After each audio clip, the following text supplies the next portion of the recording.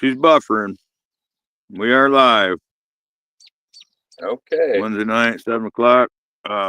Your screen's not on auto rotate. You're flip sideways. Sorry. I'll get that taken care of right now.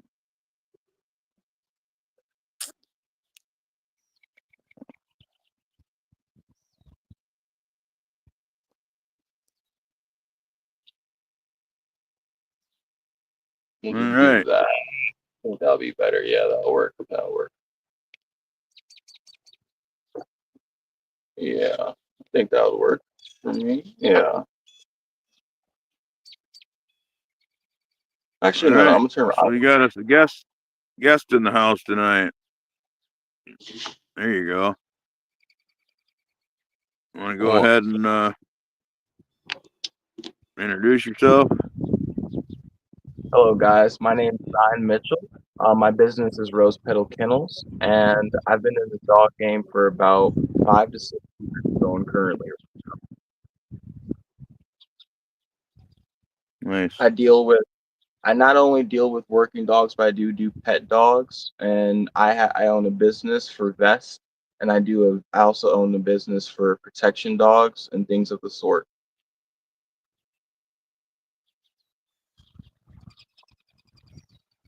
All right. Where are you based out of? So right now, currently, I am in Grand Rapids, Michigan. Um, I'm an entrepreneur, so I make a good enough consistent money right now that I've been staying in hotels. I have clientele not only in Grand Rapids, but in the Wyoming, Kent County area. So currently, right now, we're in this area, but we're going to be purchasing a house in the facility very soon. Nice. Growing business. Yeah, yeah. I like It it. definitely has its challenges, but it's well worth it, I would say. Yep. Anything good takes hard work. That is very much true. That is very much true, sir. If it was easy, there wouldn't be no room in it for you. Everybody'd be That's on it. very true. Yep. Yeah, I thought Heather was going to join us, and I have I don't know what you call him, co-host, usually on here, but he said he's going to be a little late. He was going to the store. Heather is right now? I don't know what Heather's doing. No, my co-host, Young Reddy, he's Okay. from New York. He said he's Oh, going to okay. be late. He's going to the store. But All right, that's fine.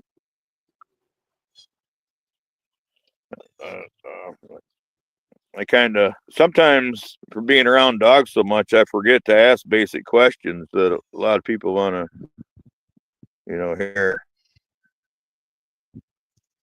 So I like having Hey, other you can just panelists up make it here. organic. Yeah.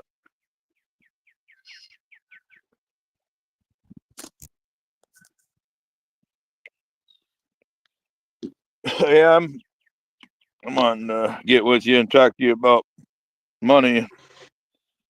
See what it's going to take. I've got some work here for you for sure.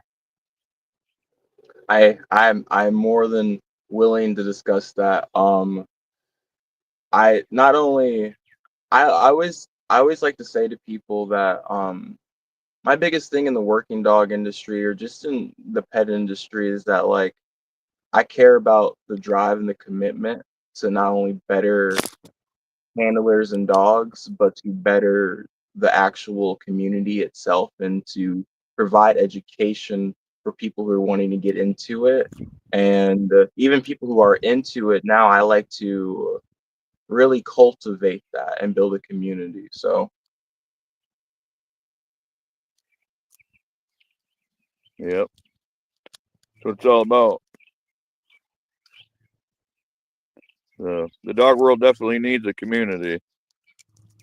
yeah, I feel like that's one thing that we lack, I would say, honestly. Sometimes we stick in our pockets and we don't want to we don't want to talk with other people to understand where they come from, training styles, um, and even I would say be open minded to new things. I think we can become very narrow minded sometimes. I think in that being narrow minded, it makes us very it fits us in these pockets that need to be more open in some ways. Um, but I agree with you though. I think in the dog community we definitely need to start having better conversations, just like this. You know, I hope we have an organic conversation right now, and we get to learn each other. And for people who are watching, I hope we can give knowledge and understanding. Right? Yep. Yeah, this is definitely unscripted. There's no outline or no, I'm gonna ask you That's the way this or I what do like you to want to do talk it. about or none of that. Yep.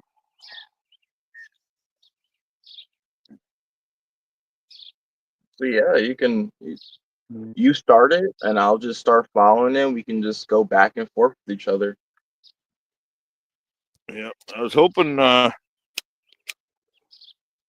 somebody else was gonna come in and help. I forgot to send out the link for this show to a couple of my groups. Um, yeah. So what are you mainly working on now? Protection dogs? You doing obedience training or? So yeah, so right now, right now we're investing deep into the training vest business. Um, I found a niche in the market that needed to be filled, and as there already are people like Learberg, and places like that, I felt that there needs to be creativity. There needs to be a way to advertise yourself, and I have a past with design, graphic design, and so right now that's kind of where we're hitting right now. um I do get protection clientele, so in last week I've had one dog already that I've been building up, but until I find more and more people who are open to wanting to explore that, it's kind of just been steady. So I've been working in other facets in my life, and while that, letting that other side, like the protection, build up. I not only do protection dogs, but I do sport dogs and I do field dogs, so gun dogs, bird dogs, things like that. So I'm not a one size fit all. I've been in the dog community since birth, and so I've never liked to say for myself I do one thing, but I know what I like, right? I like working dogs and things of that sort. But we all have. I feel like the best way to develop yourself as a trainer, you should start in pet dogs. You should learn the basics through that and then kind of expand. So yeah, that's kind of where we're at right now. You know, there's definitely a lot of need for that. A lot of need for people to be trained on how to handle and discipline and control a dog, how Yes. not to damage one and teach it bad habits. Yes, that is very much true right now. Or you know why your dog's doing that? It's because you did this when it was a puppy. Exactly. And Yeah. sometimes though, sometimes I feel like we have to go through that, right? We have to go through the failures sometimes of recognizing that, because like I was saying earlier, Somebody we does for sure. Yeah.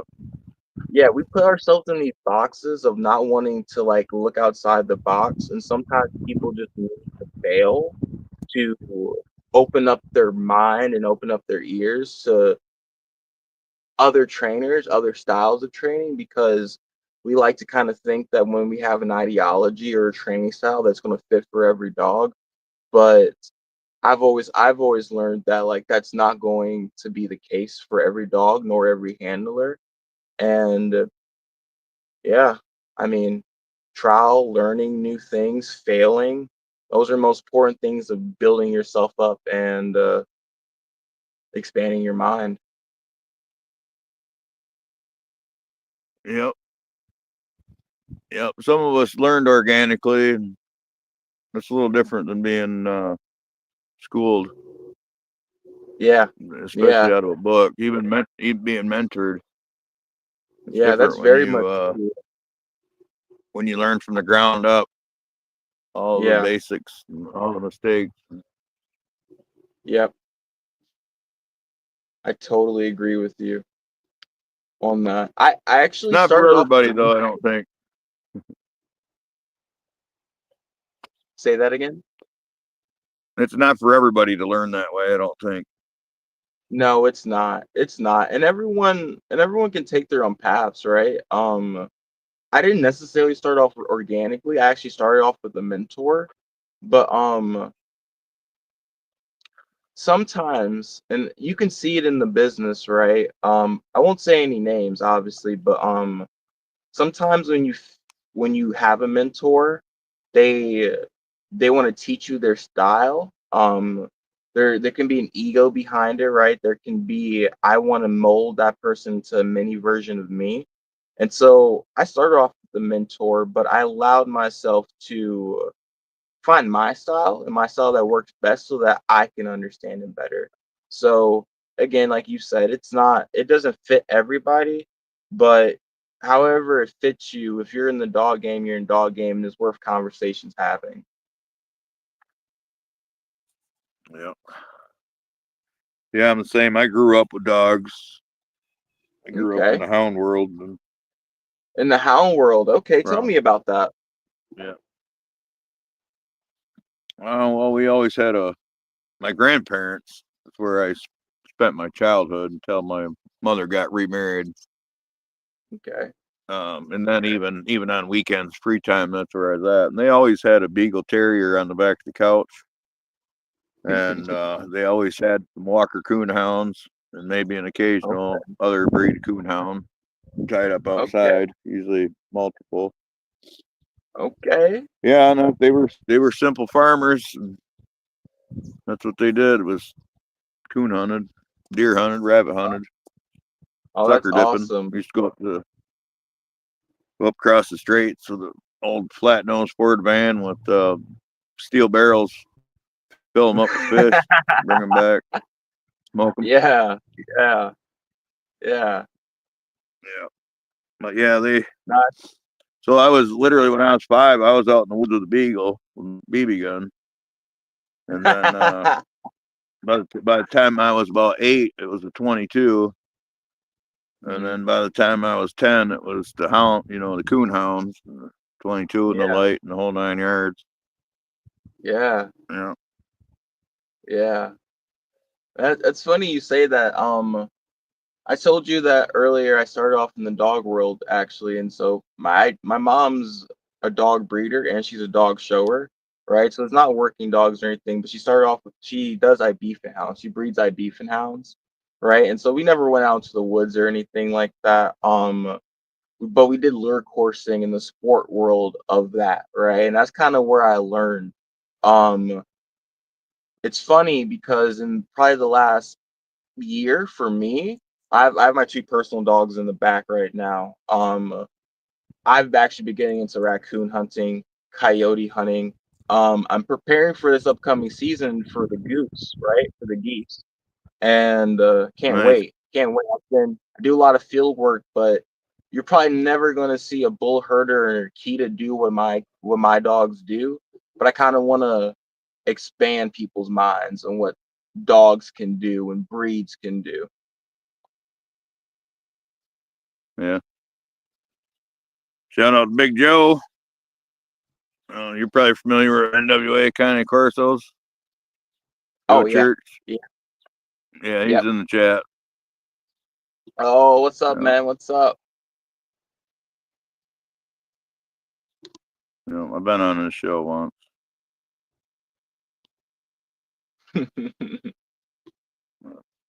Hey, it's what's funny actually?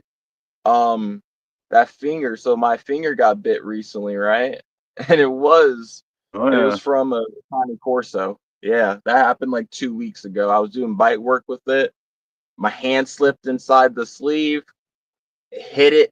It was a nasty one. I was in the hospital for a good hour, but we're fine now. It's healing up. It's healing up right now. Yeah, them mastiffs are different. Well, so are those shepherds though too. Those shepherds Yeah, herders, they're different. yeah.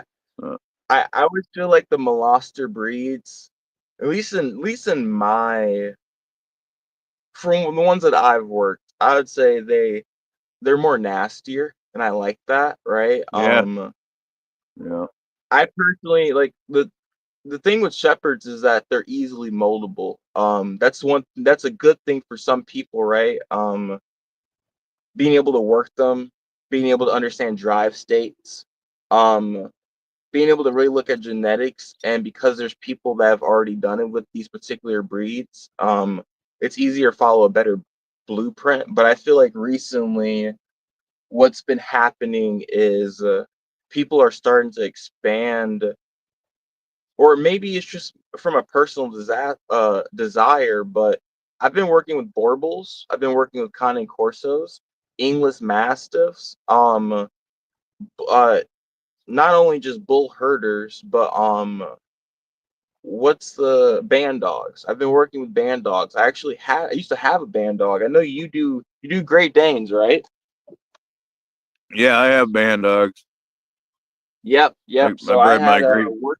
Yeah, Yep, I had a working line Great yeah. Go ahead. Dane, American Pit Bull mix.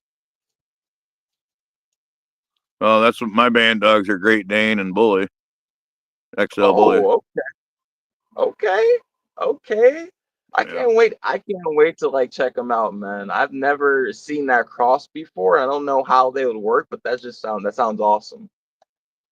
they look like a thick hound dog. They're like some of them kind of resemble a Corso. Okay, okay. Yeah. But so my bullet, you can see the mastiff in her. I say she's got Corso in her. You can see the mastiff in her head and her eyes. That stop. Yeah, yeah. Yeah. Of course, having XL, she's almost got to have mastiff in her. Oh, for sure, for sure.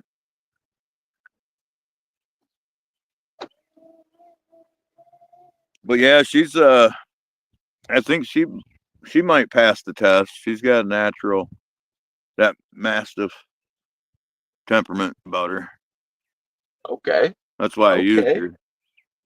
Like I Yeah, bred those band dogs more or less for man work and just okay. the prey Hey, I'm drive to not gonna lie. piggyback off of That's that. the type of dog I like. That's the type of dog I like. Yeah. I'll be honest with you. So yeah, I'm looking to select through those. They're only 4 months How old now, but how many prospects do you have so far, you think, out of that litter? um well no, it depends on what you're talking as far as what you're doing. Like I have a couple that would be like good estate or good personal family dogs, not sporting dog or not protection trained, just natural, wary of strangers and natural instincts. But then Yeah. I've got two, I've got three that are really, really bold and really dominant. And I think Okay. I'd like to look at them, see if they, So see what is kind this of nerves they generation got. one? Yeah, yeah, Then Gen 1. Okay, Gen 1 dogs. Okay. yeah, That's awesome. That's awesome. yeah. See how it goes and go from there. Hopefully, there's at least one good one to go forward. Oh yeah. Yeah. You know, the thing is that They're like, pretty nice. especially with breeds like that, people don't like to give them time to develop. Like, so a lot of people like to, even like them being 4 months, right? You could do an evaluation for them, right? And they'll show some good characteristics. But for those dogs, a lot of them open up around that maturity mark, right? Like shepherds, they come out sooner rather than later. Yep. Um, but Yeah. with band dogs and mastiffs in general, like they'll open And up the at natural. LGDs. Yep. Yep. Yep. Which Yep. they could be thrown in the massive category, but yeah, they all have that same. They're almost extreme sissies until that point, even some of them. And I a mean, lot like of the people like to LGDs, doc. especially. Yeah. Yeah. And then all of a sudden they reach that maturity and they get that confidence, and it's like a switch. And Yeah. That was they don't cry that no was more. actually me. Yeah. Yeah. Yeah. I totally get you, man. My Great Dane American Pit Bull mix. Actually, the reason why I got rid of her is because she wasn't opening up sooner than I would like. But now the new home that she's at right now, she brought all the genetic qualities that I thought she didn't have to the table. Like she's been close to her first live bite. She works sleeves pretty well, right? But she's a man oriented dog. But she's getting close to the 3 year mark right now. In the last year that she's been with the new owner, I've just been hearing all good things about her, that she's just opening up. And like that right there actually made me, when I do consultations and evaluations, more understanding that maturity really comes. A lot of people feel like if a dog can't do it right then and there, they're a bad dog. But sometimes you just gotta like allow them to feel themselves, right? Allow them to realize that like they are that big dog and they have that big bark. And with and obviously every dog is different, right? More some are more confident than others. But even with my Akita, obviously he's not a bully type of dog. He doesn't have massive in him or anything. But the same thing goes with the Akita, right? It's you allow them to develop, and for some reason the bond between the handler and the dog is a very important key into the protection work, into developing them. Because once they realize that the fight's not just necessarily mano y mano, but it's a team thing, and you're supporting a team, you're supporting a family, supporting a cause. For some reason, I know it might sound stupid to some, but that right there builds them up, right? They feel more confident, Yeah. right? They understand their purpose. And once they Right. understand their purpose, it's kind of game over. Once they realize what they're supposed to do in this world and what makes them feel not necessarily comfortable, right? But makes them feel like, oh, I have a purpose. And once they understand that purpose, they really hone into that purpose. They do that purpose with intent. Yep. And that's one thing with the Mastiffs, the LGDs, those dogs with natural defense drive. Those dogs have to reach maturity, and um, they have to learn the goings on and learn what's acceptable and what's not. So they're kind of, just like a little skittish, and they're always just they're checking everything out. Is this a danger? Is it not a danger? And until they get the flow of things, and then they start to turn on. Very much true. Very much true.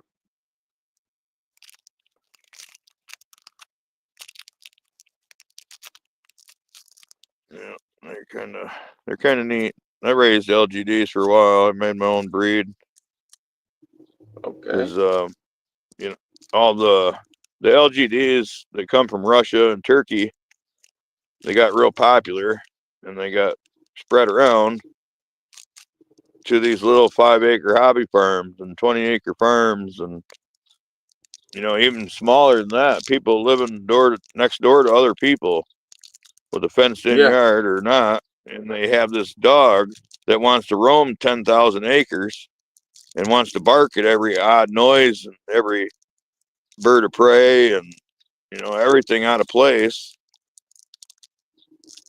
And if you don't have a fence, then the dog wants to roam all over. Well, I had to change that. That's not a very good dog. So I used several LGD breeds, but I used local farm dogs mixes, shepherd type Mm, mixes, herder type mixes, mixed into the LGDs, and just made my selections. yeah. Yeah. Yeah, that's some Um. pretty impressive dogs. I had dogs that would break up chicken fights. When the young stags would come Awesome. of age and start fighting, she'd go Yeah. over there and split them up. She'd make one of them walk away. Oh, that's Coolest awesome. thing. That's awesome. Yep. Very smart dog. Yep. She's actually known around the neighborhood. She's a community favorite, possibly. Yeah. Yeah. She used to follow me to the store and follow me over to the meat shop, and I'd leave her and my bike or whatever at the meat shop, and um get in the vehicle and go to the store. Come back, that dog would be waiting right there. And one time I didn't go back to the meat shop. I went home, and the owner was going to bring me my bike while the dog was there sitting on the bike, uh, uh, waiting for me, that's a good not waiting for dog. him. That's a Yeah, she good dog. was. She used to, instead of cutting over the bridge with us crossing the overpass, she'd go down in the woods and cross the expressway by herself. It's crazy. She, I'm like, you stupid dog, you can get run over. No, she didn't. Follow the You know, store, wait outside, go back home. She'd do the same thing again. Then you get to the other side of the expressway, she'd come up on the road. yeah, yeah. Oh yeah, that's another thing too. That dog, she used to follow me. Well, I chased her back home. This fucking dog cut through the woods. She knew where I was going, and she cut through the woods and met me out on the road. She did Oh, that that's one time awesome, too. man. That's awesome. People, it's like Yeah. people don't understand though. Like why those particular dogs, like you mentioned it already, but they look like they're like they're skittish, right? They're overthinking. But you have to give them the benefit of the doubt that because they're overthinking, they actually have more of a brain, right? So when, like I was saying, when they create a tent, it's because the tent has been created over time, but it's very solid. It's very solid, right? I've noticed that with my Akita is that the one thing that got him over a lot of those fear periods, right, is me being there pushing him, right? Once he was pushed to understand that it's not a big deal, I realized he became that independent dog that he already is, but he was more intelligent than I thought, and I didn't give him that, right? A lot of shepherd dogs, they just bite to bite, right? But with particular dogs, just because they're skittish or they're thinking about it, it's just because they are trying to process the world for what it is, but they're actually processing it. So when they create a thought or they create understanding of something, it's a very solid thought, right? Once they like even suspicion, right? If the suspicion is there and you build onto that suspicion becomes very, very solid, right? And that's something that I didn't necessarily notice until letting my own dogs develop. But a lot of people like to take dogs out of the gene pool or to take dogs out of the prospect pool because of that necessarily fear or the overthinking, right? But that could be a very good thing. I at least think it's a very good thing, right? Because my Akita, for what he is, there's not anything that he sees now that he understands the bite, now that he understands protection work, whether I'm in a gas station, whether we're in a, I wouldn't say a store. I don't bring him into stores or anything like that. But now he understands his purpose very well, and it took time. Like we already mentioned, it took time, but he's a solid dog for what he wants to do in this world.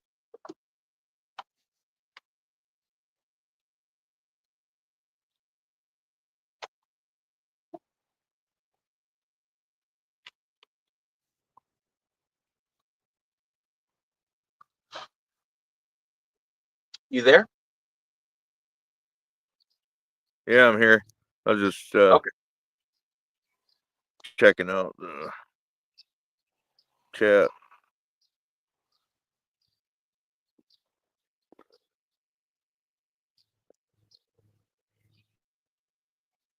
Yeah, so how young do you start assessing protection puppies?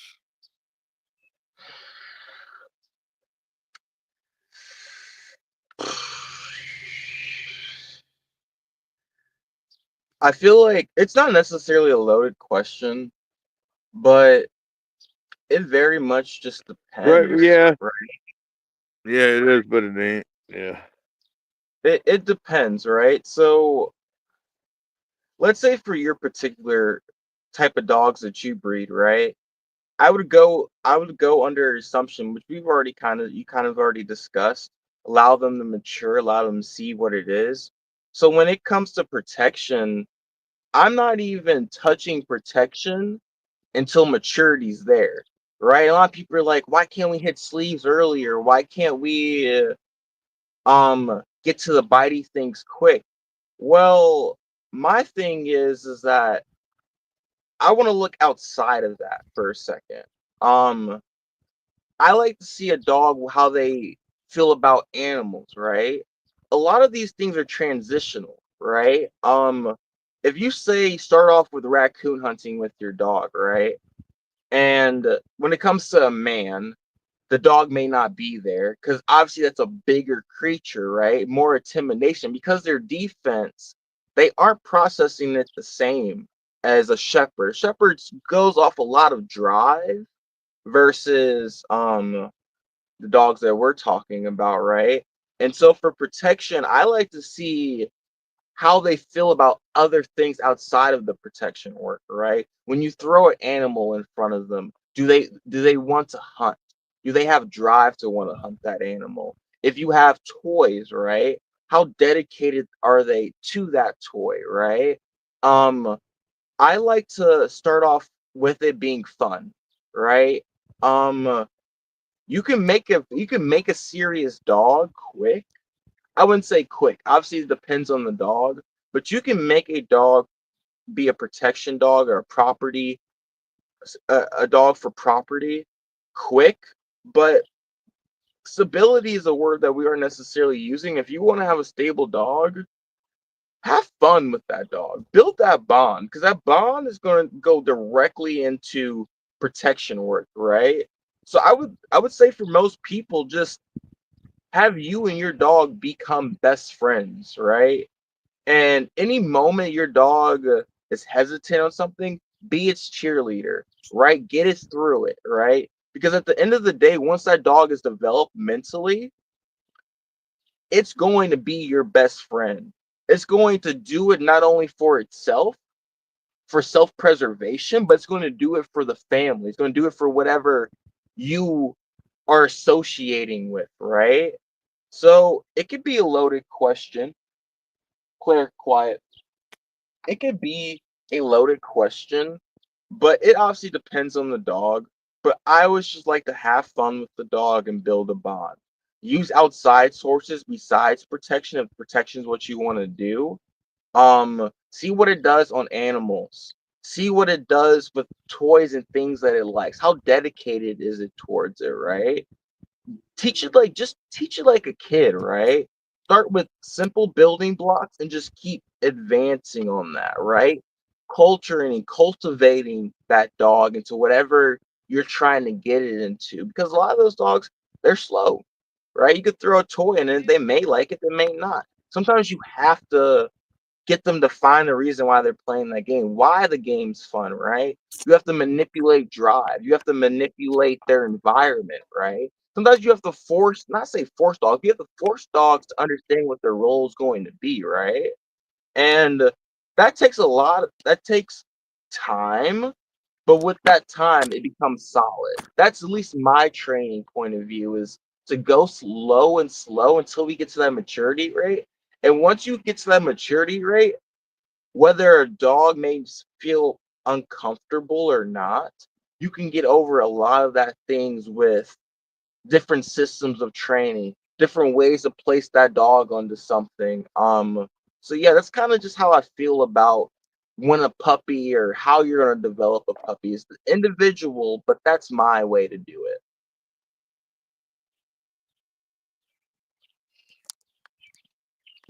Yep.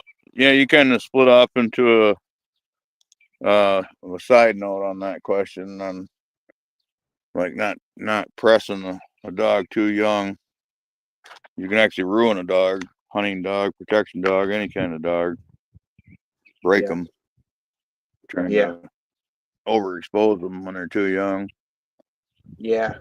But yeah, Yeah. I was more asking like the traits you was saying to look for, the habits, personality traits and stuff. Like say you was gonna evaluate a litter, you know, those like that dedication to the toy, that prey drive, stuff like that. Response to Sorry, noise.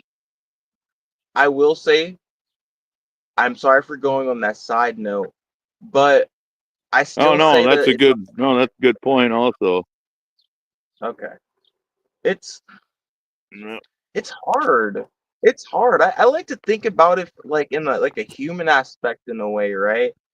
I can evaluate a dog, and there will be some strong dogs compared to others, right? If we're just talking about puppies and what I would see in puppies, I mean, there's multiple things. I won't like I won't dive too deep in, but just a couple things. There's different personality types for dogs. When we get to the kinesiology, I didn't say that word proper, but it's just the study of dog and dog behavior. Um, Obviously you want to see for environmentals. I think that's one of the quickest things, right? How a dog naturally perceives loud noises, how it perceives threats, and how it recovers. Recovery is the biggest thing, right? That's what honestly I would take into consideration is recovery, right? Even if a dog may have a negative response, if they recover from that negative response, that's what I'm going to look for. Because even my dogs, well, my Akita, my bull herder came out straight with genetics, but not every dog that I evaluate young will turn out to be the dog I want it to be. But a lot of dogs thrive off the energy through that leash, energy through the relationship, right? You can have a soft dog, but once a dog builds a relationship, a lot of those genetic qualities come out. Yep. Hey, I sorry to do this to everybody, you and the audience, but I unexpectedly gotta cut this short and just Okay. had some bullshit come up.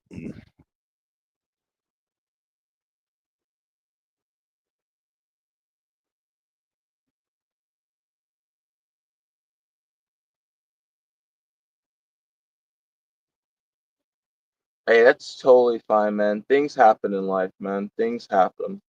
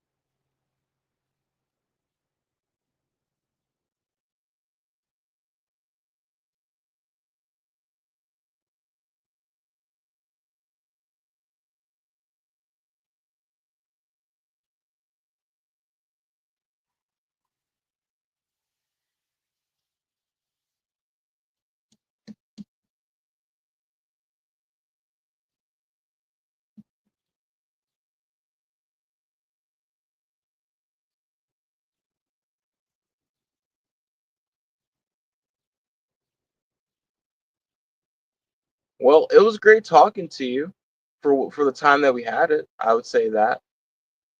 I hope we can discuss furthermore maybe in the future.